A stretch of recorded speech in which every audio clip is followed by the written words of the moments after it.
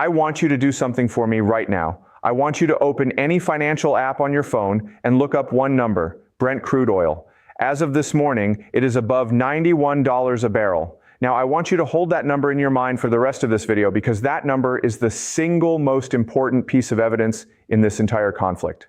More important than any Pentagon briefing, more important than any Iranian government statement, more important than any missile strike count or target list or diplomatic communique, that number tells you who is actually winning this war. And the answer it gives is not the one you are hearing on any major news network. Because $91 oil is impossible if the Strait of Hormuz is functioning. If 900 commercial ships have safely transited the strait as CENTCOM claims, if the American naval blockade is successfully keeping energy markets stable, if the war is going well, Brent crude would be at $65, maybe $70. The fact that it is sitting above $91 tells you one thing with absolute clarity: the strait is not open. The market has no propaganda agenda. The market does not take sides. The market prices forward-looking risk based on what traders who move billions of dollars every day actually believe. And what they believe as of this morning is that the world's most important energy corridor is compromised. But here is what almost nobody in English language media is connecting. Hormuz is only half the problem. Iran is not running a single choke point strategy. It is running a dual choke point strategy. And the second choke point, the one that almost nobody is talking about with the precision it deserves, may be even more strategically significant than the first, because the second choke point is the one that was supposed to be the safety valve, and Iran just shut it down.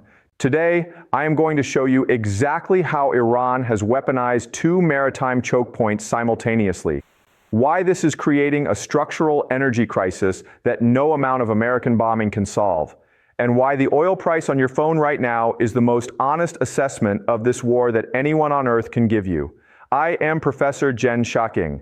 On this channel, we do not do panic and we do not do cheerleading. We follow the logic of power, the logic of geography, and the logic of money. Because when you strip away the emotion and the headlines, the picture always becomes clear. Let me start with the geography, because this is where the entire strategy lives.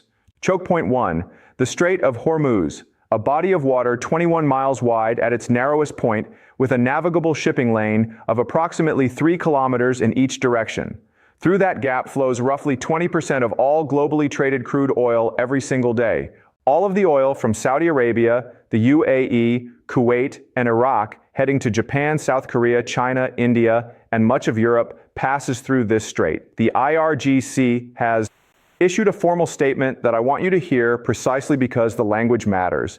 They said, and I'm quoting directly, "Not one drop of oil, not one package of chemical fertilizer will be exported while American aggression continues." That is not ambiguous. That is not diplomatic signaling with room for interpretation. That is a declaration of total economic warfare through geographic denial, and the evidence supports it.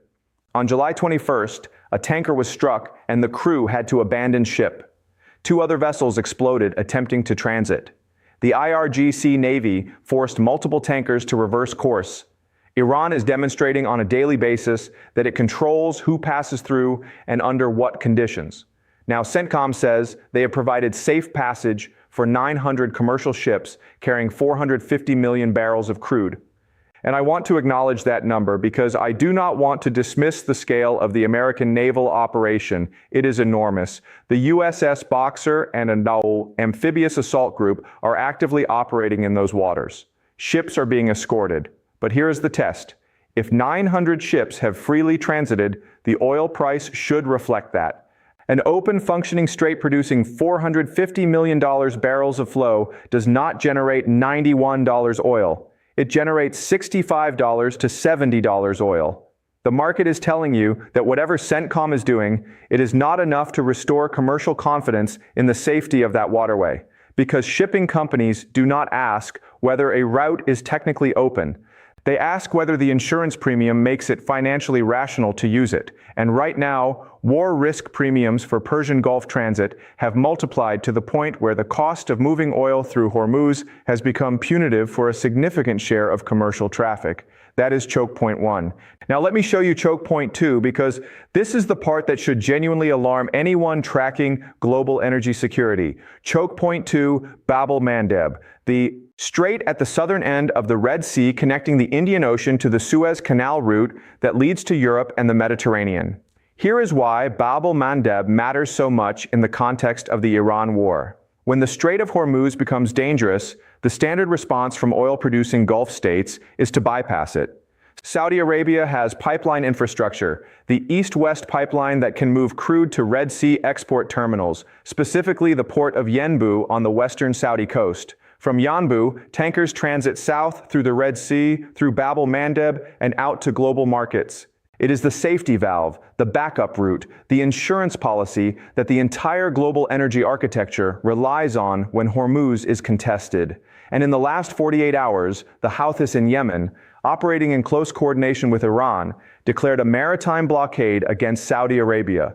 They are threatening any vessel calling at Saudi ports. Think about what that means.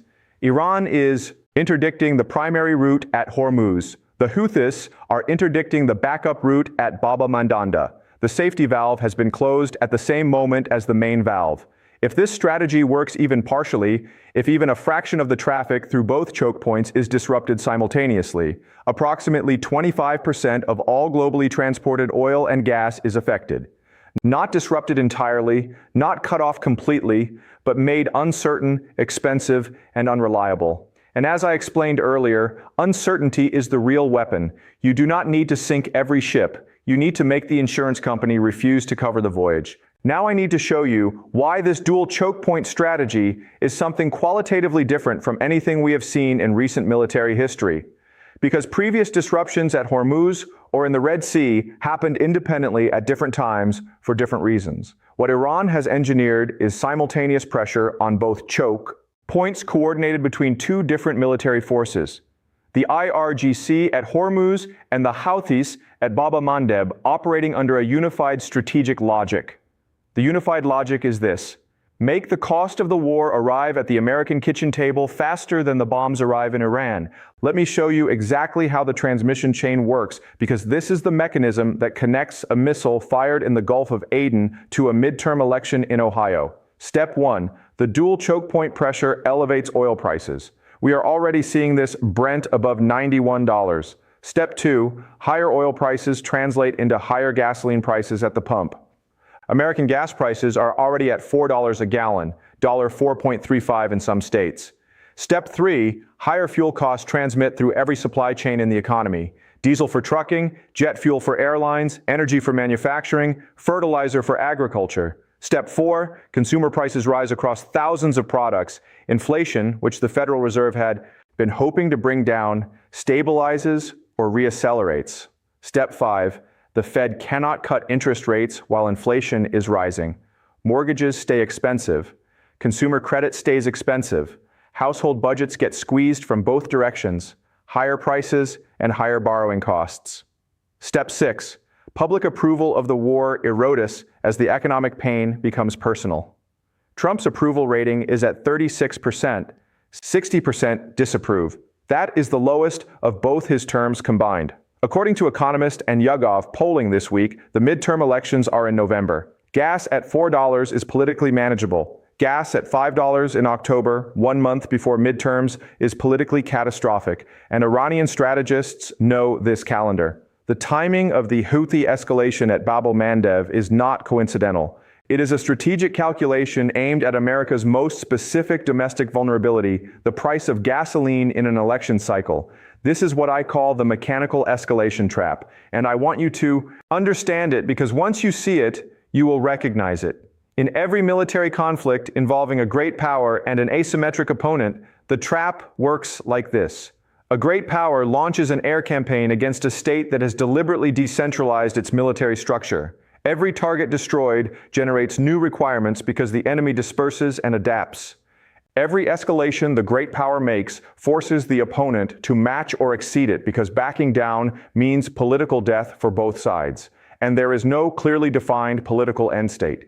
No specific condition either side can point to and say that is when we stop. So the machine keeps running. You strike, they strike back. You strike harder, they strike back differently. The target list expands, the geographic scope expands, the cost expands automatically. A former Pentagon official named David Desrakius described this exact dynamic as, and I am quoting directly, a mechanical ratcheting of escalation. A ratchet, a gear that only clicks forward and never clicks back.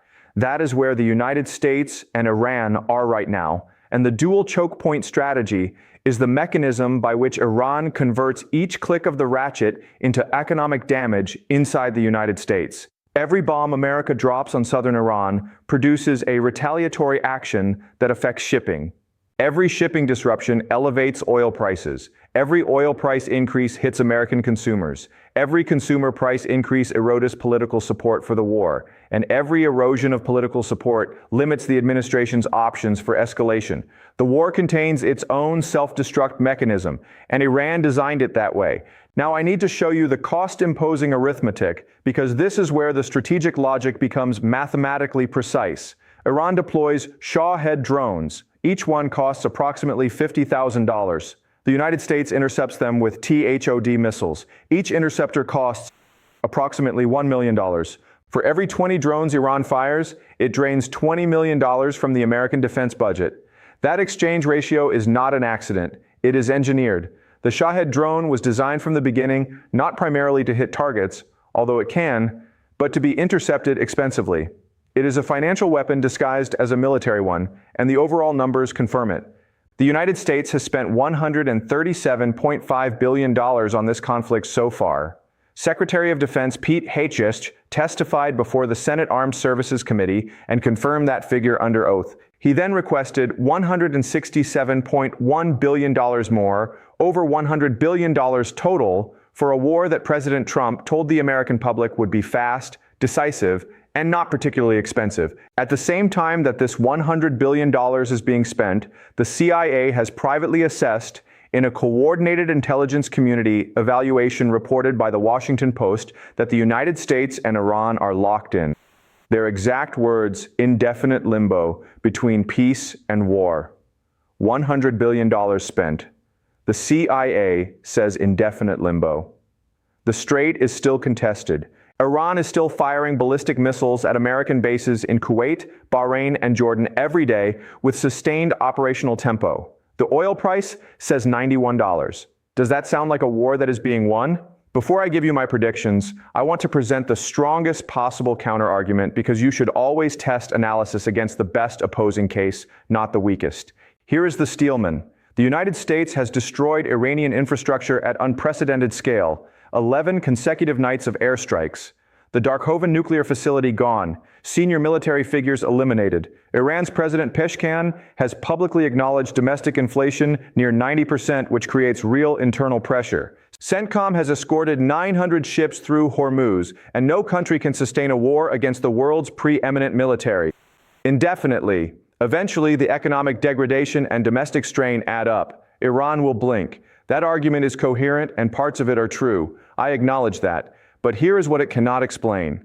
The Wall Street Journal, based on satellite imagery and independent military analysis, reported this week that Iran has already reconstituted a portion of its ballistic missile capability after American and Israeli strikes. They are still launching ballistic missiles at U.S. bases every single day. If 11 nights of precision strikes were genuinely destroying Iranian offensive capacity in any sustainable way, those launches would be declining in volume and accuracy. They are not. The operational tempo is roughly constant, and the arithmetic is merciless. If the United States is winning, why does Pete Hegseth need $67 billion more, $37.5 billion spent, $67.1 billion requested, over $100 billion total, and the result is a partially blocked strait, an enemy still firing, no regime change, and a CIA assessment of indefinite limbo? Senator Oaf asked Hegseth this question directly in committee. No convincing answer was given. The Steelman describes tactical success. It does not describe strategic progress. And the dual choke point strategy is specifically designed to convert American tactical success into American strategic failure by routing the consequences through the one system. The Pentagon cannot bomb the global oil market. 3 predictions. Prediction 1, Houthi operations at Bab el-Mandeb will escalate significantly before the November midterms. The strategic logic is precise. If Houthi attacks can push oil toward $100 a barrel and gasoline toward $5 a gallon in October, the political cost to the Republican Party is severe. Iran and the Houthis understand the American electoral calendar as well as any Washington strategist. The signal to watch is Saudi production decisions. If Saudi Arabia begins cutting output or publicly distancing itself from American security guarantees, it means Riyadh has concluded that reducing exports is safer than fighting to ship through a contested strait. That signal tells you the dual choke point strategy is working at the highest level.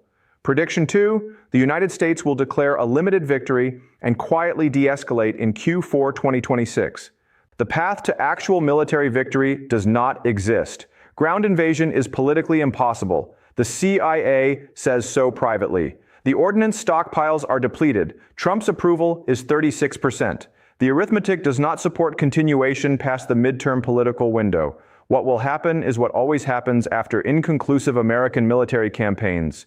Washington will find a version of events it can label as success. We destroyed Iran's nuclear infrastructure. We've degraded their military capacity. We secured allied shipping. We demonstrated American resolve. None of those claims will be fully true. Each will be partially defensible and partial truth packaged for a domestic audience before an election is sufficient to declare a political win. The signal to watch is any quiet prisoner exchange, any back-channel meeting that leaks through Qatar or Pakistan, any shift in State Department language from Iran is not serious to Iran has taken meaningful steps. The language changes before the policy does always. Prediction 3, the oil price will not sustainably fall below $85 a barrel for the remainder of 2026 as long as the dual choke point pressure continues. This is the most directly verifiable prediction I can give you. Track Brent crude every day. If it falls significantly towards $70, the choke points are opening and the strategy is failing. If it stays at or above $85, the choke points are holding and the strategy is working. The oil price is the scoreboard. It updates every trading day. It has no propaganda agenda, and it is telling you the truth about this war more honestly than any government on either side. 3 things to watch. First, watch Saudi Arabia. Not what Riyadh says publicly, which will be cautious and diplomatic, but what it does operationally. If Saudi Aramco begins reducing scheduled crude deliveries to Asian customers, or if Saudi tanker traffic through Bab el-Mandeb declines measurably, it means the dual choke point strategy is affecting the largest oil exporter on Earth. That is the threshold where this conflict stops being a US-Iran military confrontation and becomes a global energy crisis. Second, watch American gasoline prices state by state through August, September, and October. The national average is $4, but the politically explosive number is the state-level price in swing states. When gas crosses $450 in Pennsylvania, Michigan, Wisconsin, Arizona, the political arithmetic of this war changes overnight. Iranian strategists are watching those same numbers. The pump price in a swing state is Iran's most accurate measure of whether its strategy is working. Third, watch the language coming out of the Pentagon and the State Department.